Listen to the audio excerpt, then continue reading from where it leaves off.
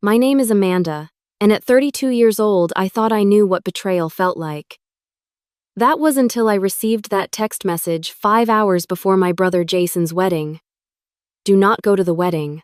Check your husband's garage first. Read the cryptic warning from an unknown number. I laughed it off as a prank, but something made me curious enough to look. With shaking hands, I unlocked the garage door and stepped inside. What I discovered made my blood turn to ice. If you are watching this, let me know where you are viewing from and hit that like and subscribe button before I reveal the shocking truth that changed everything that day.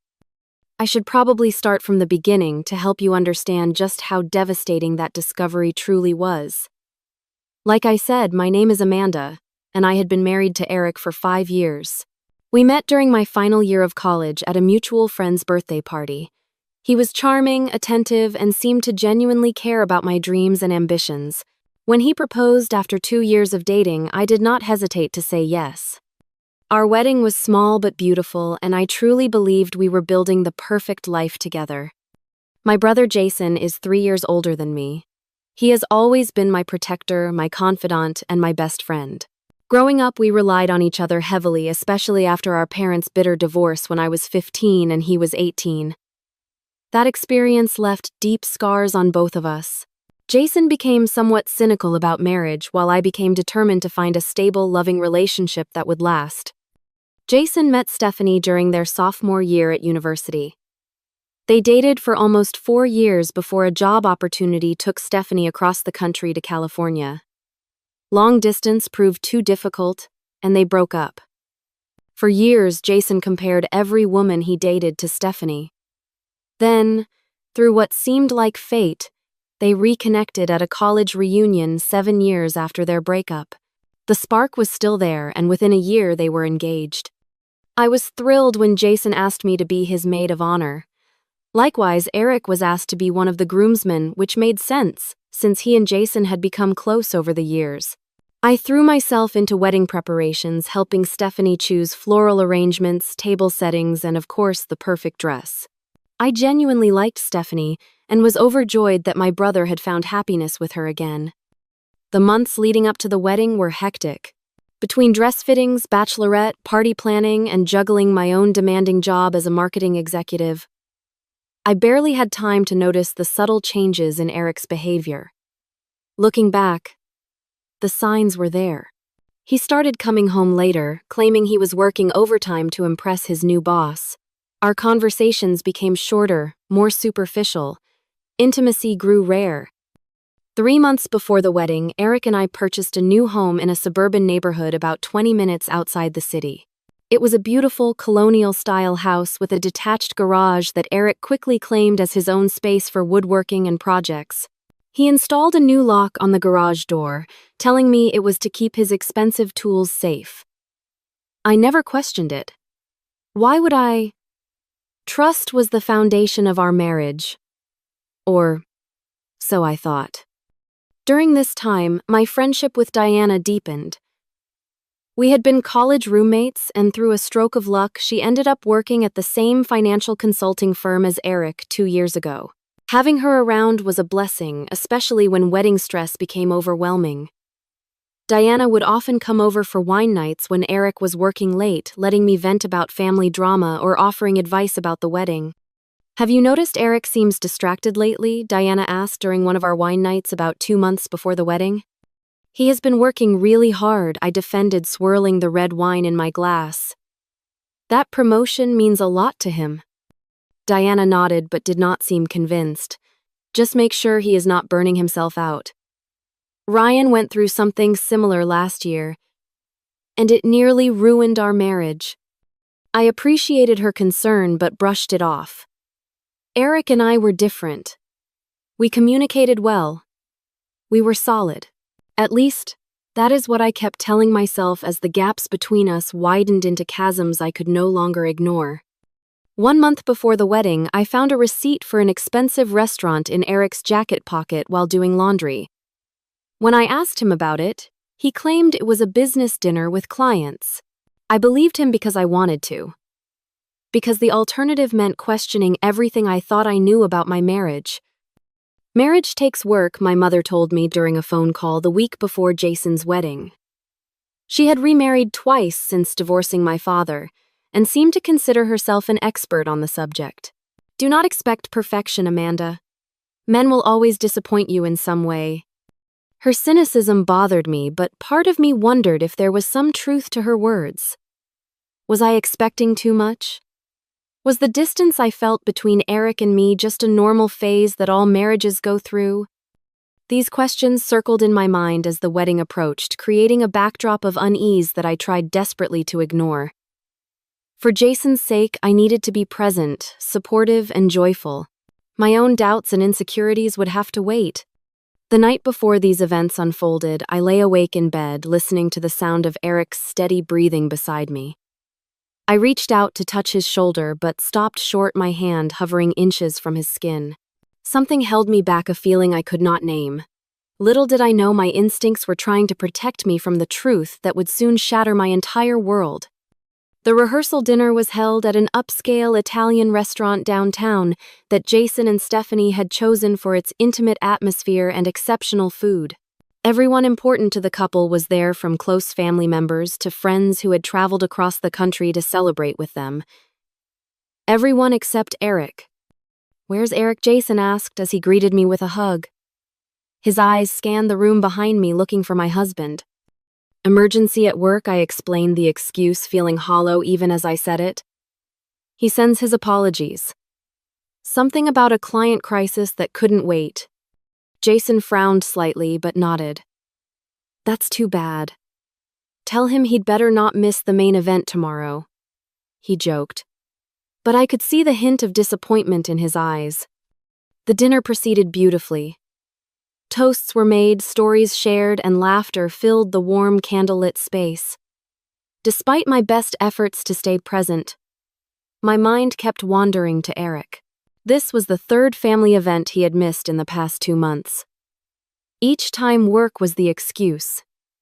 Each time it became harder to believe. After the main course, while everyone was mingling, Jason pulled me aside onto the restaurant's small balcony.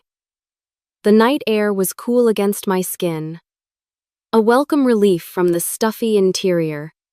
"Can I tell you something?" he asked, his voice uncharacteristically vulnerable. He leaned against the railing, looking out at the city lights. "Of course," I said, joining him at the railing. "What's on your mind?" Jason took a deep breath. "I'm scared, Mandy," he admitted, using my childhood nickname. "What if Stephanie and I are making a mistake? What if we end up like Mom and Dad?" His confession caught me off guard. Jason had always been the confident one, the one who seemed sure of every decision he made. "That won't happen," I assured him. "You and Stephanie are different. You've already been through so much together, and you found your way back to each other. If that's not fate, I don't know what is." "But what if that history is exactly the problem?" he persisted. "What if we're just clinging to the past because it's comfortable? What if we've changed too much in those 7 years apart?" I placed my hand on his arm.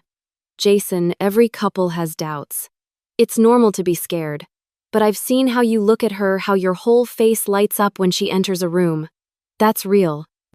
"Like you and Eric?" he asked, and something in his tone made my heart clench. "Yes," I lied, the words sticking in my throat. "Eric and I have our ups and downs like anyone else, but at the end of the day, we choose each other. That's what marriage is about." Jason studied my face for a moment, and I worried he could see through my facade. "You two seem different lately," he observed. "Is everything okay?" "Just busy with work and wedding prep," I deflected. "Nothing to worry about." He didn't look convinced, but thankfully, Stephanie chose that moment to join us on the balcony, slipping her arm around Jason's waist. "Stealing my fiancé, are you?" She teased, her smile warm and genuine. "Just some last-minute sibling bonding," I replied, forcing a smile. "I was telling him how lucky he is to have found you." Stephanie's eyes softened. "I'm the lucky one," she said, looking up at Jason with such apparent adoration that my earlier reassurances to my brother seemed validated. The rest of the evening passed in a blur of dessert, coffee, and more conversation. By the time I drove home, it was past 11 and I was exhausted both emotionally and physically. The house was dark when I arrived, no sign of Eric's car in the driveway. I checked my phone, finding a text he had sent an hour earlier: home soon. Don't wait up. But I did wait up, sitting in the dimly lit living room staring at my phone screen until my eyes burned. At 1 in the morning, as I was about to give up and go to bed, a message from an unknown number appeared. I know we've never met, but there's something you need to know about Eric and the wedding tomorrow. Call me. My heart raced as I read and reread the cryptic message. Who was this person? How did they get my number? And what could they possibly know about Eric and the wedding? I nearly called the number back immediately, but stopped myself. It was probably just a wrong number, or worse, someone trying to cause trouble before my brother's big day. I deleted the message and headed upstairs to bed, determined not to let paranoia get the better of me. Sleep eluded me as I tossed and turned, my mind racing with possibilities. Around 4 in the morning, I heard the front door open and close, softly followed by Eric's familiar footsteps on the stairs. I pretended to be asleep as he entered our bedroom, the scent of unfamiliar perfume clinging faintly to his clothes as he slipped into bed beside me. "Amanda," he whispered, "are you awake?" I remained still, my back to him, my eyes squeezed shut as tears threatened to escape. "I'm sorry I missed the rehearsal dinner," he continued, apparently believing I was asleep. "Things at work are crazy right now. I'll make it up to you and Jason." The bed shifted as he turned away from me, and within minutes his breathing deepened into sleep. I lay awake, staring at the ceiling, a growing sense of dread building in my chest. Something was very wrong, and for the first time I couldn't keep pretending otherwise. The morning of my brother's wedding dawned bright and clear, the kind of perfect early autumn day that wedding planners dream about. Sunlight streamed through the bedroom curtains, casting golden patterns across the rumpled sheets. Eric's side of the bed was empty, the covers thrown back hastily. I reached for my phone on the nightstand and saw it was already 8:30. I also saw a note from Eric propped against the lamp. "Headed to Jason's early to help with setup. See you at the venue. Love you." His handwriting seemed rushed, the words trailing off at the end as if he couldn't be bothered to finish the sentiment properly. I ran my fingers over the paper, trying to feel something beyond the growing numbness that had settled in my chest overnight. The ceremony was scheduled for 2 in the afternoon, which gave me plenty of time to shower, do my hair, and drive to Stephanie's parents' house where the bridal party would be getting ready. I had packed my bridesmaid dress and accessories the night before, so all I needed to do was gather my things and go. As I stepped out of the shower, my phone chimed with a text message. Wrapping a towel around myself, I checked the screen and felt my heart stutter. It was from the same unknown number as last night. "I know you ignored my message last night. This is not a joke or a mistake. Do not go to that wedding until you check your husband's garage. There's a spare key hidden in your mailbox. Trust me on this. You need to see for yourself." My hands trembled as I set the phone down on the bathroom counter. How did this person know about Eric's garage? About our mailbox? The specificity made it impossible to dismiss as a prank or a wrong number. Still, I tried to rationalize it. Maybe it was one of Eric's friends playing a tasteless joke. Maybe someone was trying to sabotage Jason's wedding for some reason. I finished drying off and began applying my makeup, trying to focus on the steady motions of the mascara wand, the sweep of blush across my cheekbones. Normal actions for what was supposed to be a normal, joyous day. But the text message lingered in my mind, impossible to ignore completely. Once dressed in comfortable clothes for the pre-ceremony preparations, I gathered my things and headed downstairs. I hesitated at the front door, my hand on the knob. The garage was just across the driveway. It would take less than a minute to check if there was actually a key in the mailbox, and maybe another 5 minutes to look inside the garage. "This is ridiculous," I muttered to myself, pulling open the front door and stepping outside. But instead of walking to my car, I found myself moving toward the mailbox at the end of our driveway. With a quick glance around to make sure none of the neighbors were watching, I opened the small metal door and reached inside. My fingers brushed against something small and cold in the back corner. A key. My heart pounded as I pulled it out, recognizing it immediately as a copy of Eric's garage key, the one he had claimed was unique and impossible to duplicate. I stared at the key in my palm, a million questions racing through my mind. Who had put it there? How had they gotten a copy? And most importantly, what would I find if I used it? I checked my watch. It was 9:15. I had promised to be at Stephanie's by 10. There was still time. Before I could second-guess myself, I walked purposefully across the driveway to the detached garage. The structure stood separate from our house, a fact that had never bothered me before, but now seemed significant somehow. This was Eric's private domain, a space I rarely entered. The key slid into the lock with surprising ease. I turned it, hearing the mechanical click that signaled the door was now unlocked. For a moment, I stood frozen, wondering if I should really go through with this. What if I was violating Eric's privacy for nothing? What if this was all an elaborate hoax? My phone chimed again. Another text from the unknown number. Did you find the key? You need to see what's inside. Now. Before it's too late.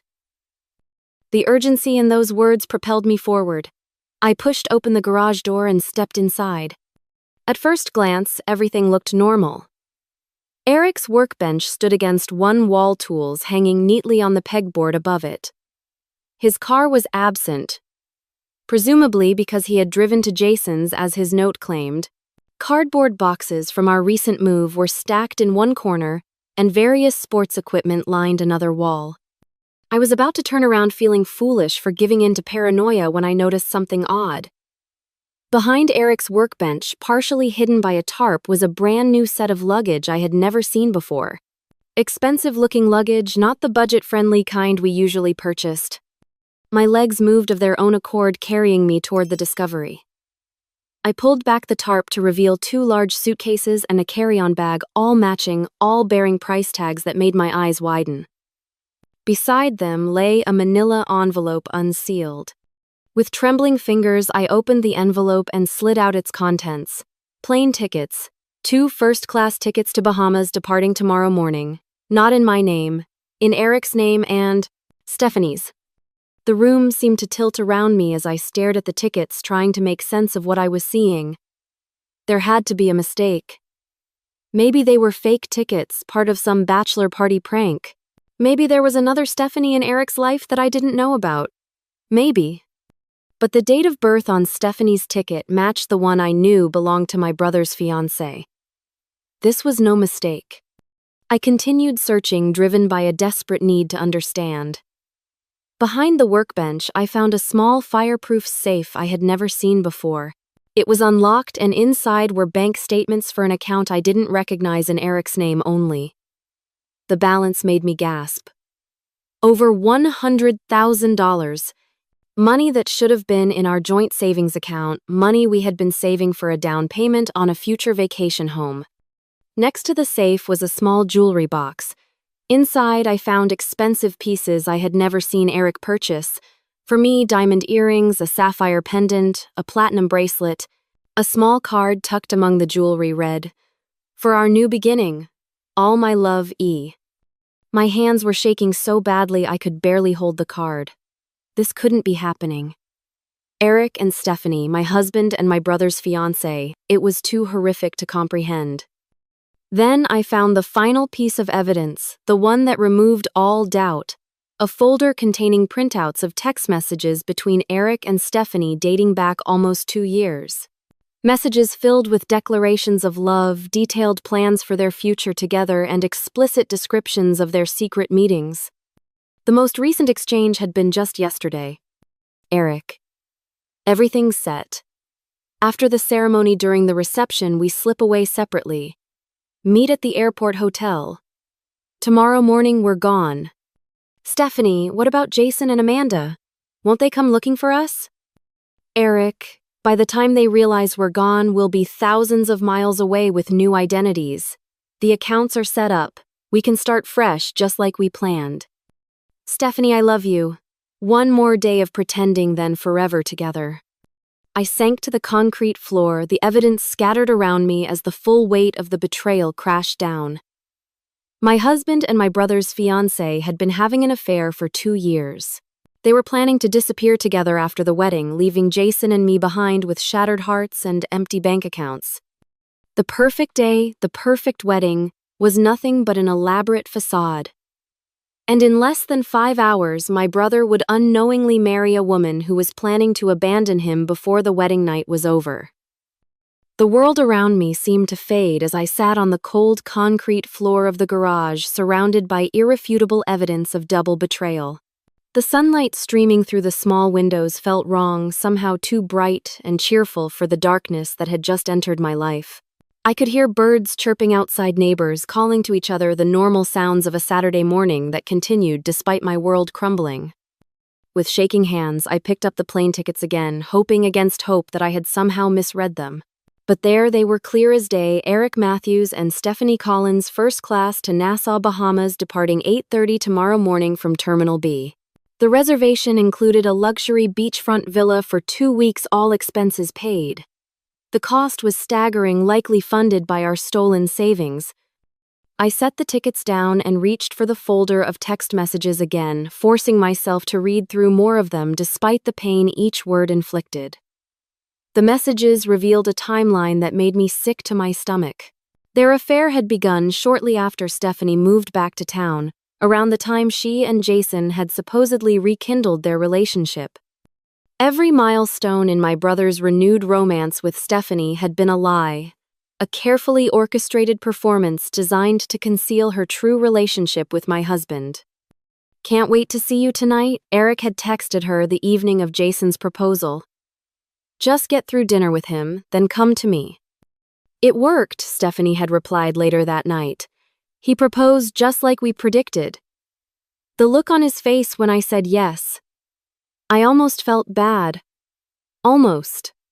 Their callousness was breathtaking. They discussed Jason and me as if we were merely inconvenient obstacles to their happiness, not people who loved them, trusted them, built lives around them. I discovered printed emails detailing offshore accounts Eric had set up, transferring funds gradually over the past year. He had emptied our retirement accounts, sold stocks I didn't know we owned, and even taken out a second mortgage on our house, all without my knowledge or consent. The total amount he had siphoned away was just over $300,000, our entire financial future. In a small lockbox hidden behind some paint cans, I found new passports. Eric's featured his photo, but under a different name, Daniel Porter. Stephanie's showed her with dyed brown hair, identified as Elizabeth Porter. They had planned this down to the smallest detail, prepared to completely vanish and assume new identities. As I continued searching, I found a burner phone tucked inside a toolbox. The message history showed dozens of exchanges between Eric and Stephanie, coordinating their meetings and finalizing their escape plan. There were also messages to someone named Marcus about paperwork and clean identities, suggesting they had hired someone to help with their new documentation. The most devastating discovery came in the form of a handwritten letter from Stephanie to Eric, dated just 1 week ago. "My love, in a few days I'll walk down the aisle toward Jason, but my heart will be looking for you among the groomsmen. Every vow I speak will be a lie. Every smile, a performance. Just remember our plan when you see me in my wedding dress. That white gown isn't for him, it's my final costume in this charade we've had to endure. Soon we won't have to hide anymore. Soon we can stop pretending to love people we outgrew long ago. I count the hours until we can be our true selves together at last. Forever yours, S." The letter was sprayed with perfume, the same scent I had detected on Eric when he came home last night. I crumpled it in my fist, tears blurring my vision. How had I been so blind? How had Jason and I both missed the deception happening right before our eyes? My phone buzzed again, startling me from my shocked stupor. It was now 10:30, and Stephanie's mother had texted asking where I was. The bridal party was waiting. I was supposed to be helping my brother's fiancée prepare for her wedding, a wedding that was nothing but a cruel charade. I also had 3 missed calls from the unknown number that had sent me the warning texts. As I stared at my phone screen trying to process what to do next, it lit up with another incoming text. Did you find everything? Now you understand why you can't let this wedding happen. Call me when you're ready to talk. My name is Megan. I'm Stephanie's friend from college. I can't be part of this anymore. A friend of Stephanie's had been the one to warn me. Someone who knew about the plan but couldn't stomach the betrayal any longer. I immediately called the number, my heart pounding in my chest. Hello? A female voice answered after the first ring, sounding anxious. This is Amanda, I said, my voice barely above a whisper. I found everything. Thank God, Megan replied, relief evident in her tone. I've been trying to get through to you since yesterday. I couldn't let them go through with this. How long have you known? I asked, struggling to keep my emotions in check. About 6 months, she admitted. Stephanie told me when she was drunk at her birthday party. She thought I would find it romantic, this forbidden love affair and grand escape plan. When I told her it was wrong, she swore me to secrecy, said they were too far into the plan to back out now. Why tell me now? Why not months ago? Megan was silent for a moment. I tried to convince her to call it off, to be honest with you and Jason, but she wouldn't listen. Then last week, I overheard her on the phone with Eric laughing about how they had cleaned out your savings accounts. That's when I knew I had to do something. No one deserves what they're planning to do to you and your brother. I closed my eyes, taking deep breaths to steady myself. What am I supposed to do now? The wedding is in 3 hours. You have to stop it, Megan said firmly. If you don't, Jason will be legally tied to someone who's planning to abandon and bankrupt him tomorrow. Not to mention the emotional devastation when he realizes what's happened. She was right. As much as the thought of causing a scene at my brother's wedding horrified me, allowing it to proceed would be far crueler. Will you help me? I asked, surprising myself with the steadiness in my voice. I can't do this alone. I'll meet you at the church, Megan promised. I know where Stephanie hid duplicate copies of some of the evidence in case Eric tried to double-cross her. We can use those if needed. After ending the call, I gathered the most damning evidence into my bag, the plane tickets, bank statements, and several pages of printed text messages. Then I locked the garage behind me, the key feeling heavy in my palm. I sat in my car for several long minutes staring at our house, the home I had thought was built on love and trust. Everything looked the same outside, but nothing would ever be the same again. Taking a deep breath, I started the engine and pulled out of the driveway, heading not toward Stephanie's parents' house, but toward the venue where in a few hours I would have to break my brother's heart to save him from an even greater pain. The drive to the church was a blur, my mind cycling through disbelief, rage, and heartbreak with each passing mile. Traffic lights changed, cars moved around me, but I barely registered any of it. My thoughts were consumed by fragments of conversations with Eric over the past 2 years, analyzing them for clues I might have missed, signs that should have warned me. The late nights at work, the unexplained absences, the decreasing intimacy, the way he always seemed to have an excuse to be near Stephanie at family gatherings. It all made perfect, horrible sense now. I parked in the church lot, which was still mostly empty this early before the ceremony. The florists were unloading vans of arrangements, and catering staff bustled around the reception hall next door. Everyone was preparing for a celebration that, if I had anything to do with it, would never take place. Checking my phone, I saw multiple missed calls and increasingly concerned text messages from the bridal party. I couldn't bring myself to respond. What could I possibly say? Sorry I'm late, just discovered my husband and the bride are having an affair and planning to flee the country together. I spotted an unfamiliar woman sitting on a bench near the church entrance, nervously checking her watch. As I approached, she stood up, her expression a mix of sympathy and anxiety. Amanda, she asked tentatively. I nodded, taking in her appearance. Megan was around my age, with short auburn hair and kind eyes that currently reflected my own distress. I'm Megan, she said, extending her hand. I wish we were meeting under different circumstances. Thank you for warning me, I replied, shaking her hand. I would never have checked the garage otherwise. We moved to a quiet corner of the garden beside the church, sitting on a stone bench partially hidden by ornamental shrubs. There, Megan filled in the gaps of what she knew about Eric and Stephanie's relationship and their elaborate escape plan. They met at your housewarming party 2 years ago, she explained. Stephanie told me there was an immediate connection.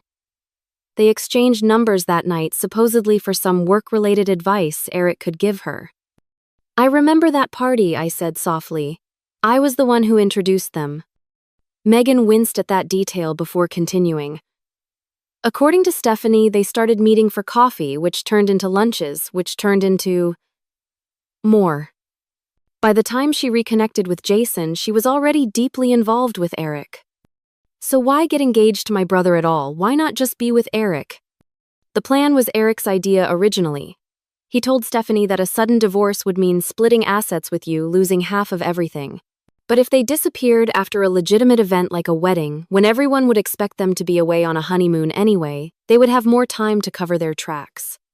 My stomach turned at the calculated cruelty of it all. So Jason was just a pawn. A convenient cover story? Megan nodded grimly. Stephanie convinced herself it wasn't that bad because she and Jason had history. She told herself he would move on quickly, find someone who truly loved him. And what about me? I asked, my voice breaking slightly. Did Eric ever mention how I would feel being abandoned? Megan looked away, unable to meet my eyes.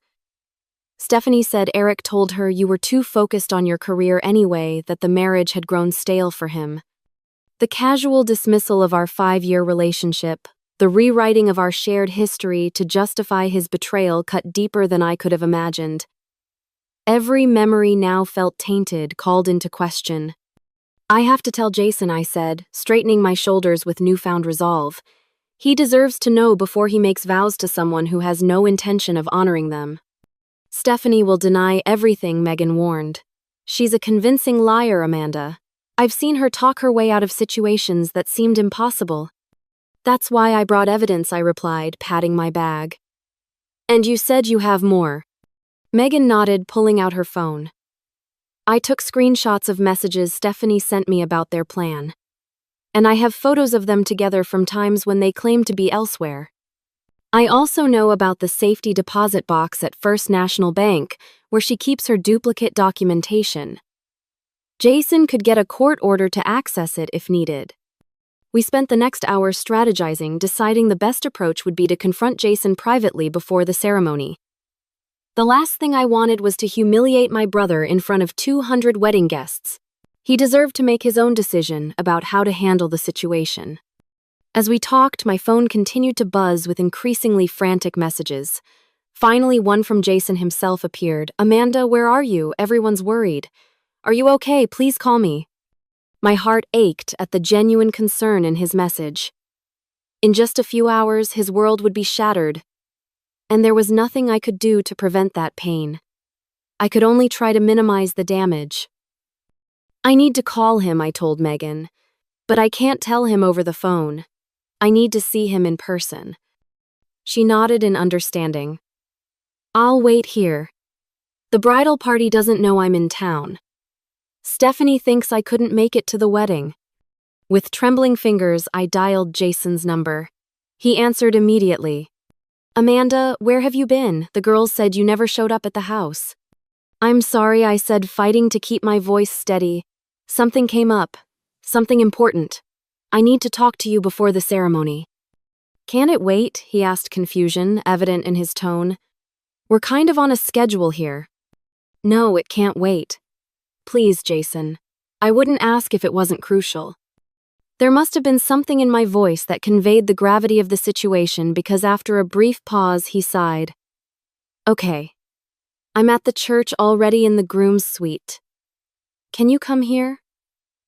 I'll be right there, I promised, ending the call. I turned to Megan, my heart pounding. I'm going to tell him now. Wish me luck. Do you want me to come with you? She offered. I shook my head. This needs to be just family first. But stay close. I might need your testimony afterward. Walking into the church felt like entering a dream state. The beautiful flower arrangements, the elegant pew decorations, the soft music playing in the background all felt like cruel props in a tragedy. Ushers were beginning to arrive, putting on boutonnieres and reviewing seating charts, completely unaware of the storm about to break. I made my way to the groom's suite, each step feeling heavier than the last. Outside the door, I paused, taking a deep breath to steady myself. Then I knocked. "Come in," Jason called. I pushed open the door to find my brother standing before a full-length mirror adjusting his bow tie. He looked handsome in his tuxedo, his face glowing with happiness and anticipation. The sight nearly broke me. "There you are," he exclaimed, turning toward me with a smile that quickly faded when he saw my expression. "Amanda, what's wrong? You look like you've seen a ghost." I closed the door behind me, leaning against it for support. "Jason, I need to tell you something. And it's going to hurt. But you need to know before this wedding goes any further." His face grew serious as he moved toward me, concern etched in his features. "You're scaring me. What's happened?" With hands that wouldn't stop shaking, I opened my bag and pulled out the evidence I'd gathered. This morning, I received a warning message about Eric. I found these in his private garage.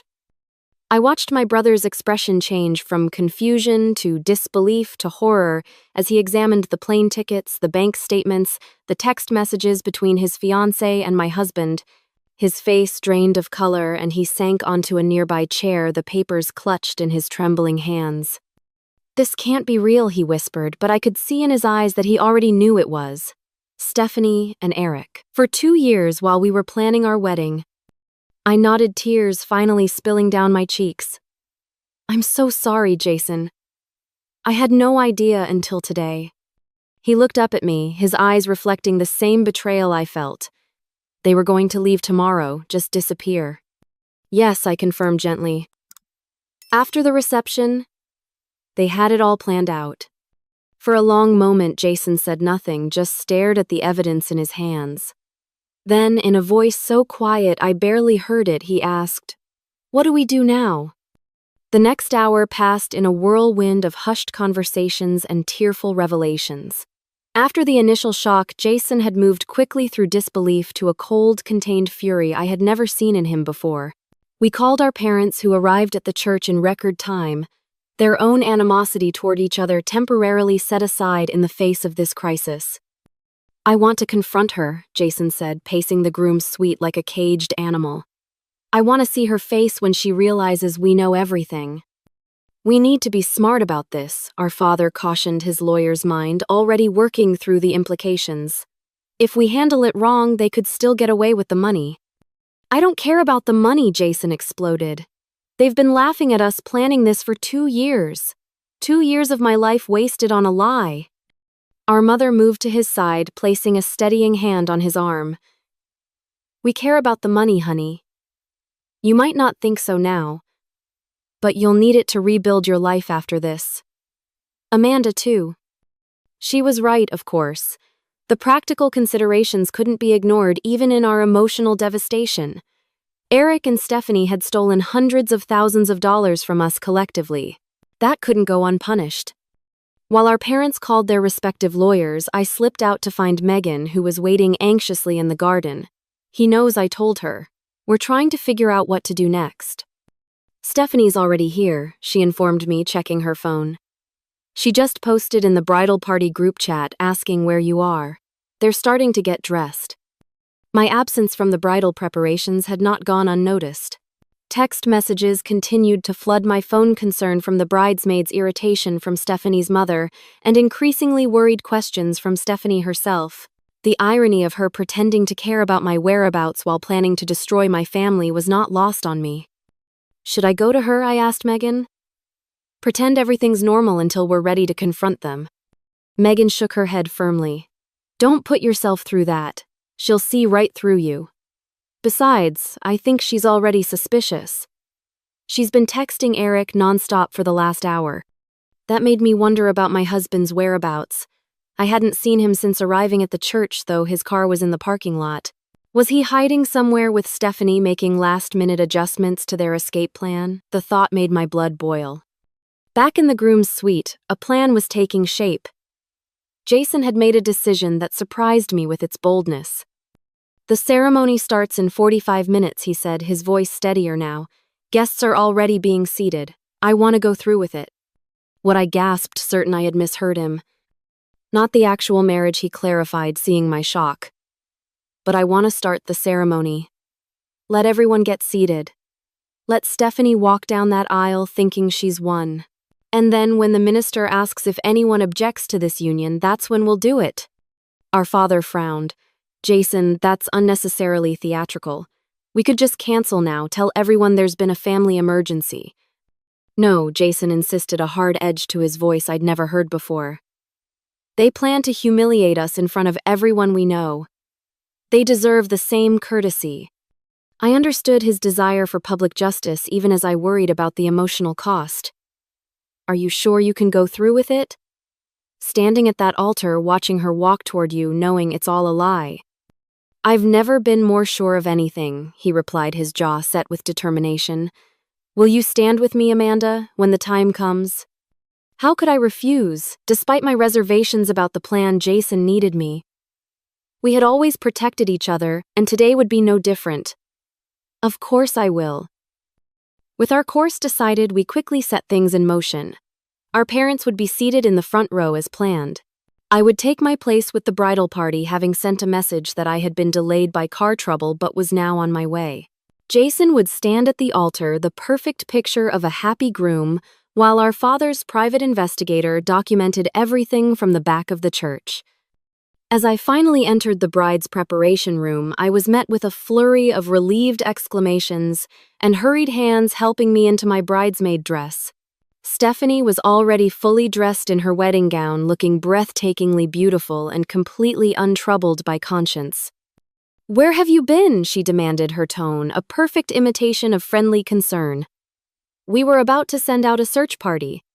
"Car trouble," I repeated the lie we had agreed upon, avoiding her eyes as I fastened my earrings. "All fixed now. Sorry for the panic." She studied me in the mirror, perhaps sensing something off in my demeanor. "Is everything okay? You seem distracted." "Just stressed about being late," I replied, forcing a smile. "It's not every day my big brother gets married." The words tasted like poison on my tongue, but Stephanie seemed to accept them. She turned back to her reflection, making minor adjustments to her veil, completely unaware that her carefully constructed facade was about to come crashing down. The next 30 minutes passed in a blur of final preparations. Flowers were distributed last minute, makeup touches applied, champagne poured, and quickly consumed to steady nerves. Through it all, I moved as if underwater, going through the motions while my mind remained fixated on what was to come. As we lined up for the processional, I caught sight of Eric for the first time that day. He stood with the other groomsmen, handsome in his tuxedo, laughing at something another man had said. When our eyes met across the church vestibule, he smiled and winked at me, the picture of an adoring husband. The sheer audacity of his performance made me physically ill. The music began, signaling the start of the ceremony. One by one, the bridesmaids and groomsmen paired up and began their walk down the aisle. When it was my turn, I took my assigned place beside Eric, forcing myself to accept his arm and not recoil from his touch. "You look beautiful," he whispered as we began our walk. "Everything okay? You disappeared this morning." "I know exactly where I disappeared to," I replied softly, feeling him stiffen beside me. "And I know exactly where you and Stephanie plan to disappear to tomorrow." His step faltered almost imperceptibly, but he quickly recovered his smile, never wavering as we continued toward the altar. "I don't know what you're talking about," he murmured through clenched teeth.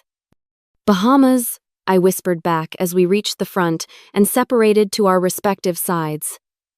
"First class. Suite at the Royal Bahamian.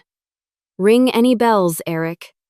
The color drained from his face as he took his position, his eyes darting to Stephanie, who was now appearing at the back of the church on her father's arm. I saw him make a subtle gesture toward her, but it was too late for warnings. The bridal march had begun, and all eyes were on the beautiful bride floating down the aisle toward her waiting groom. Jason stood tall and straight at the altar, his face an impressive mask of joy that only I could see through. As Stephanie reached him and her father placed her hand in his eye, saw her smile falter slightly at the coldness in his eyes. The minister began the ceremony with traditional words about love, commitment, and sacred vows, each phrase now laden with irony.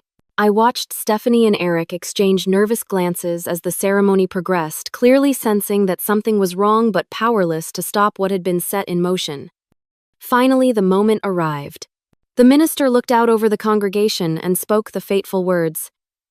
If anyone can show just cause why this couple cannot lawfully be joined together in matrimony, let them speak now or forever hold their peace.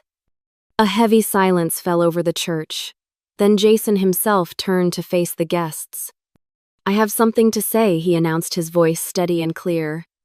Confused murmurs rippled through the crowd as Jason reached into his jacket pocket and pulled out the plane tickets I had discovered that morning. My bride has other plans for tomorrow, he said, holding them up for all to see.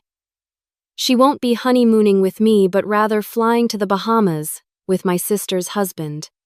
Gasps and exclamations erupted throughout the church. Stephanie's face went pale, her bouquet trembling in her hands. Jason, what are you doing? She hissed, reaching for the tickets. He stepped back, turning to address the shocked guests again.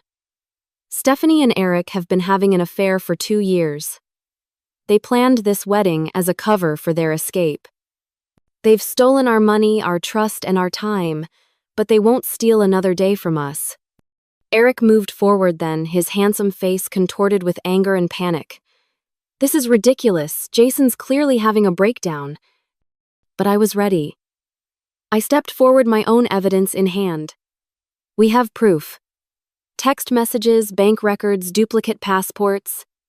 They were going to disappear after the reception, leaving us bankrupt and heartbroken. Megan emerged from the back of the church, joining us at the altar. I can confirm everything they're saying. Stephanie confided in me about their plan months ago. I have my own evidence to add. The church had erupted into chaos by this point. Stephanie's parents looked shell-shocked, her mother sobbing into her hands. Our father had moved to stand beside Jason, a supportive hand on his shoulder, while our mother watched the scene unfold with grim satisfaction. Stephanie finally dropped all pretense, her beautiful face transforming with rage. Fine, yes, it's all true. Can you blame me? Jason was always second best, always the safe option. Eric and I have something real, something passionate. Something built on lies and theft, Jason countered calmly. Something that ends today. Eric made a sudden move toward the side exit, clearly hoping to escape in the confusion, but was blocked by the private investigator and 2 off-duty police officers our father had arranged to have present. Going somewhere, one of them asked, stepping into his path. Perhaps to the airport. I think your travel plans might need to be delayed. As Eric was escorted back to the altar, I finally allowed myself to meet his eyes directly. How could you? I asked, my voice breaking despite my best efforts. 5 years of marriage thrown away for what a fantasy escape that was never going to work. For the first time, I saw a flicker of genuine emotion cross his face. Not remorse for his actions, but regret at being caught. You wouldn't understand, he said dismissively. We were never truly happy. You know that. No, I didn't know that, I replied softly. Because, unlike you, I meant my vows. With that final exchange, the confrontation reached its crescendo. The minister, clearly at a loss for how to proceed with a ceremony that had devolved so dramatically, cleared his throat and suggested everyone take a moment to collect themselves. Jason turned to the stunned guests, his dignity intact despite the extraordinary circumstances. I apologize for bringing you all here under false pretenses. Clearly, there will be no wedding today. Please join us in the reception hall for the meal that's been prepared. No sense letting good food go to waste. His gallant attempt at normalcy in the face of such betrayal brought tears to my eyes. That was my brother, always making the best of impossible situations. Always thinking of others, even when his own heart was breaking. As the guests began to file out in shocked silence, many stopping to offer words of support to Jason, I found myself standing alone at the altar, watching as Eric was quietly led away to discuss the financial aspects of his crimes with our father's lawyer. Stephanie had fled to the bride's room, her mother and bridesmaids following in confused distress. The perfect white wedding had imploded spectacularly, leaving behind the jagged shards of broken trust and shattered dreams. Yet amid the wreckage, I felt the first faint stirring of something unexpected relief. The truth, however, painful, was finally out in the open. The deception was over. And somehow, impossibly, that felt like the first step toward healing. 6 months have passed since that fateful day at the church. 6 months of rebuilding, reclaiming, and slowly healing from wounds that cut deeper than I ever thought possible. The seasons have changed, summer fading to fall, then winter, and now the first tentative blooms of spring are appearing, a fitting metaphor for the new growth in my own life. The aftermath of the wedding that wasn't was as difficult as you might imagine. Jason and I both filed for divorce, a parallel journey through legal paperwork and emotional turmoil that brought us even closer as siblings. We leaned on each other heavily during those first raw weeks, taking turns being the strong one when the other faltered. Eric and Stephanie did not get their dream escape to the Bahamas.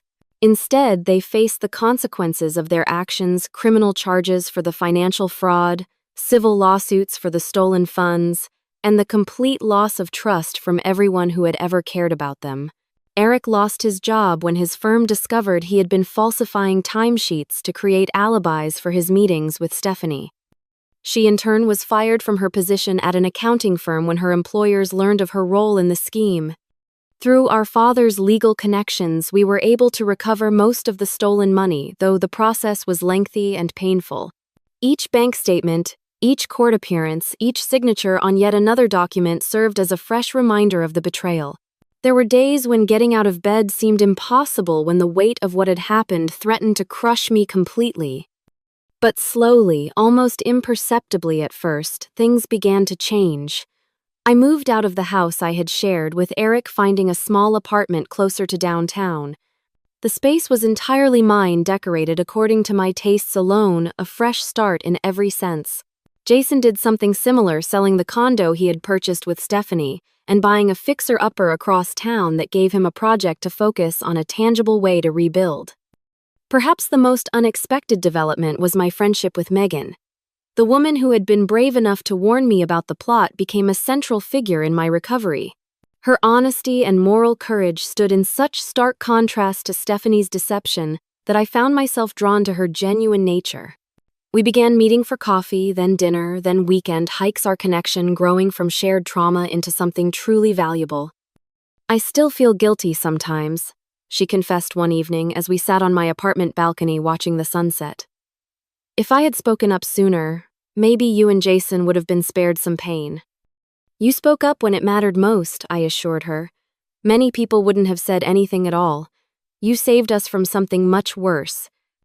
And it was true. Had Eric and Stephanie succeeded in their plan, the emotional and financial devastation would have been exponentially greater. Jason and I might have spent years searching for answers, blaming ourselves, never knowing the truth. Megan's intervention, though it led to a painful confrontation, was ultimately an act of tremendous kindness. Diana, my old college friend who worked with Eric, reached out after everything happened. "I suspected something wasn't right," she admitted when we met for lunch. Eric had been behaving strangely at work, taking long lunches, being secretive about his phone. I should have said something. "We all missed the signs," I told her without bitterness. "They were very good at hiding." Reconnecting with friends became an important part of my healing process. I realized how isolated I had become in my marriage, how much of myself I had subsumed into being Eric's wife, rather than simply Amanda. Now I was rediscovering old passions and interests, remembering the woman I had been before, and finding new aspects of myself in the process. 3 months after the wedding debacle, I took a leap of faith and accepted a job offer from a marketing firm in Chicago. It meant leaving my hometown, starting fresh in a new city, but the opportunity felt right. Jason supported my decision completely. "We are not going to let them define our lives," he said as he helped me pack up my apartment. "They took enough from us already." His resilience inspired me daily.